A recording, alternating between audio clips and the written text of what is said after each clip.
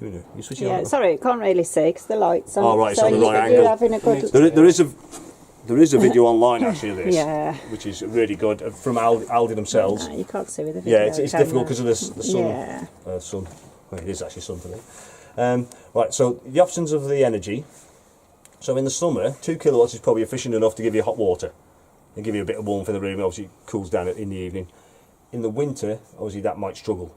But if you just compare that to home, at home you've probably got you've got a kettle probably be about 2 kilowatts in your kitchen. That's trying to heat up 2 litres of water. Yeah. This 2 kilowatts is trying to heat this van and 10 litres of water. Yeah. So your kettle at home is not trying to heat the kitchen, is it? So 2 kilowatts is going to struggle in the colder months.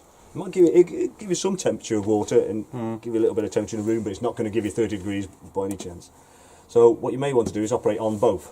So what it will do is, obviously, one, it's a quicker warm-up. So if you are using it in the colder weather, it's going to be a quicker warm-up. So obviously you're still trying to heat up 2 things at the same time. What it will also do is, from cold, use both energies, gets up to temperature, it'll knock the gas off. So it's prioritised on the electric side of it, so it'll shut the gas down for a period of time. And unless someone like myself leaves the door wide open, temperature drops. And the gas will kick back in, or use all the hot water and the gas will kick back into that extra energy to get it up to temperature. Okay, so it's not using the gas all the time, it's just when it needs it. Okay, or if you're on a site which has got no electric, it'll have to be gas. Yeah. Alright. Okay, happy with that? There are a lot more other functions in there as well. Yeah. Which, I don't know if you want me to go through, but obviously there's quite a bit of other stuff to go through yet as... Yeah. And we can look at that. Yeah, it is in the handbook, which is on there anyway. Yeah. But that's your basics. As long as you're aware of that, and you're happy with that, it will remember, so when you switch it off, it will remember that, as long as you haven't disconnected your battery. It will remember whatever you setting you had it on before anyway. Right. Okay. Right. All the things we've got is fridge. Obviously that was what we were having the problems with before. Obviously, when I come into the van and start setting it up, I'm going through everything, make sure everything's working, and that wasn't working. Right. So we had to get the engineer. That was what the delay was. So what they've done, I don't know if Paul mentioned it, they put a new front. new one there. Yeah. Okay. So fridge, obviously freezer as well. On off button is that one there. So you just press and hold, switches it on or off. It's on the electric, selected electric at the moment. If you want to, obviously if you haven't got electric or you just prefer to use gas, you can select gas. You can tick it away. It will self-ignite. If it fails, it will let you know. So if I'm just going to put it on 12 volts now, just to show you failure. So you see red light flashing. That's flashing. It's making a buzzy noise at you for so many seconds. So what's happening on that one is 12 volts. The 12 volts is actually from the car, not the leisure battery. Right. So that will only operate when your engine's running and you're connected, obviously, to the car. So failure on that one. If it fails on gas, that means the gas hasn't lit. Right. Okay, the reasons for that maybe are you haven't turned the gas on, you haven't got any gas, so you could just fire your cooker up just to see you have got gas. Yeah. The other reason maybe it's got air in the system. So all you do, obviously after checking all them things, press that hazard button there and it'll reattempt to light it. Right. Yeah. And it may take 2 or 3 attempts because what it's trying to do there is purge the air out of the system. Okay, otherwise most people tend to run it on electric. Yeah. What we've got here is temperature range, all 5 lit, that's the coldest setting. Okay, then obviously if it's coming out frozen butter, reduce it a little bit. What it won't change the temperature of is your freezer box. That's obviously a set temperature, so it's just the fridge that's cooling or temperature set, or you can change. Okay, what you've also got is this button here. What that button will do, so you can see, so you've got a freezer box. If it's quite warm, it gets a bit of condensation around the edge, it'll freeze shut. Okay, so you're not going to be able to open that. That little button there, you can see through there now, that warms up the edge of that door to release it. Okay. All fancy. Now it's buzzing at me because I've left the door open. Yeah. Okay, which normally happens when I shouted at home.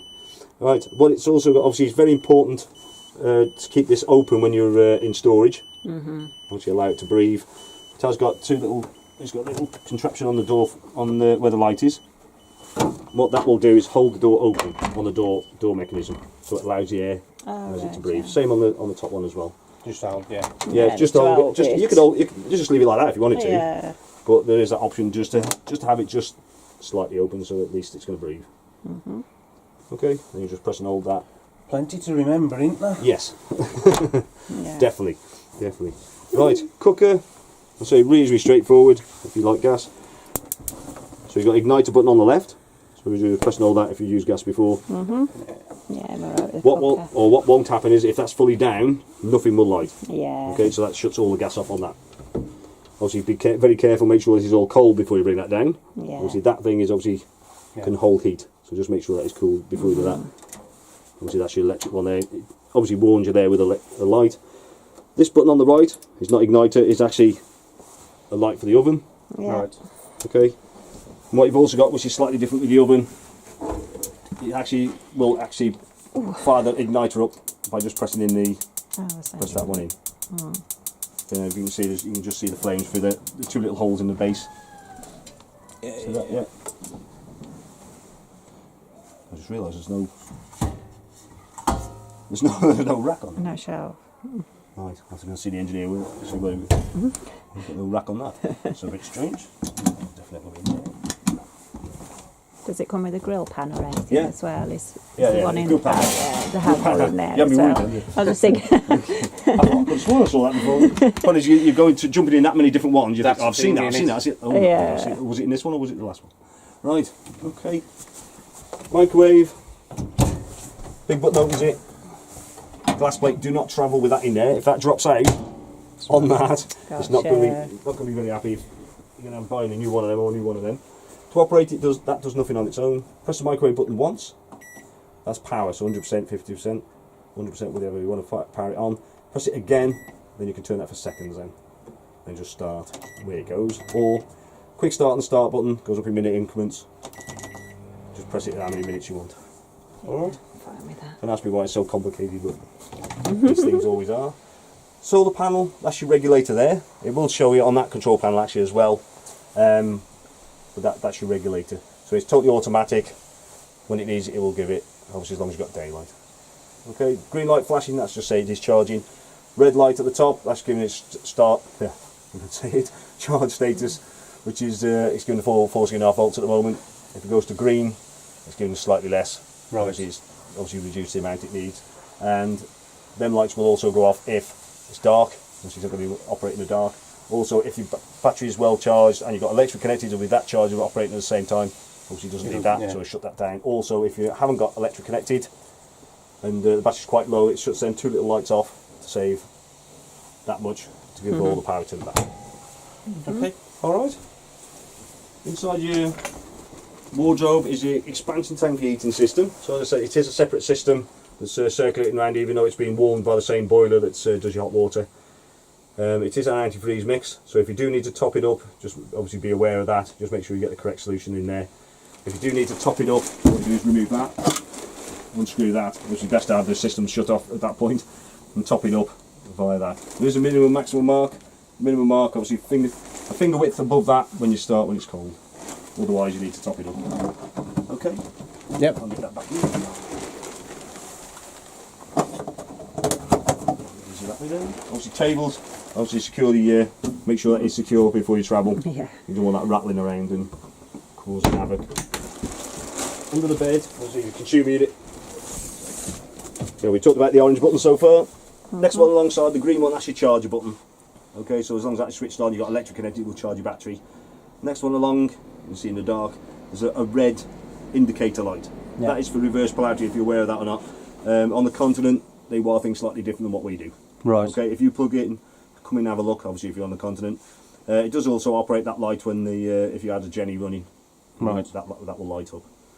Okay, so if you're on the continent, it does light up, you're going to need an adapter to operate off their electrics. Okay, so all it is just a cable, it's just the cables turn around, that's it. That's all it is, positive and negative. What you've also got there is your trips. Wish you would have put them in there. So electric, 240, so there are trips there. There's an info note on here to say what they're connected to. Same there, you've got 12 volts, so that's your 12 volt fuses for the systems. Again, you've got info note there to see what they're connected to. You can see there's a green indicator light on the one far fuse, if you can see that. Yeah. Yeah. That is your charger fuse. So you can see that's gone off now because I've switched that off. So that's your charger fuse, the end one. The other ones have also got LEDs against them. If they light up normally red, that means that's the fuse that's gone. Right. So if you haven't, obviously, if the fuses are going, there's obviously issues. Obviously you need to get them checked out if you don't want to be start putting bigger fuses in. Alongside here you've got your charger. So the charger unit is sitting on the outside of that box there. Yep. So that's what that unit is. And so you have also got a step that comes with it, but you're better off with a two-step to get in and out Yeah, it's just compared to a basic single step. one, isn't it? Yeah. Then, because you've had a motor movement fitted, obviously you have to remove the tracking points and the mud flap from the rear wheel to be able to fit that. Okay. So obviously we keep them in there. Obviously you can take them out and put them in the garage or whatever else you want to put them. Check that one. So that was it. Right, bathroom. Right, lights. Right, toilet. Obviously you didn't have something similar in your VW or in your porta potty or whatever. Right, electric flush. Yeah. Hear that noise? That normally means you've run out. You need to top up your flush reservoir. That's the indicator there. That will you'll see a red light behind that if your waste tank's full. To operate it, obviously that will swivel. Obviously, so it fits into confined spaces. Obviously, cleverly designed. So to use it, open up. That's the wastegate. Obviously, use it, flush it, and close it back. Close it back after. That is the wastegate. That if that container's not coming out, the wastegate then is that. It's because that might not be fully closed, or even just fully open. The Yeah. So to take that out, that needs to be closed like yeah. that. Okay. Light switches, which are lots of around, dotted around the van. Radiator, similar to the domestic. Obviously you can bleed that there, but you obviously got to remember it's antifreeze. So you want a cloth or something around it. You don't want antifreeze. Obviously it's a watered down antifreeze, but you obviously don't want to get that on the carpet anywhere. Your shower door has a little retainer. Little retainer clip. So all you do is just pull that out and turn it. Allows it to travel with it. Make sure it's locked. Yeah. Okay. Then what you've also got on your shower, because you've got a limited. Normally you've got a limited amount of water. So what you tend to do is you've got this lever here, which obviously shuts it on and off. So you kind of wash a bit, shut it off. Wash a bit, shut it off. If you have it on constantly, 2 minutes, that's it. All your hot water's gone.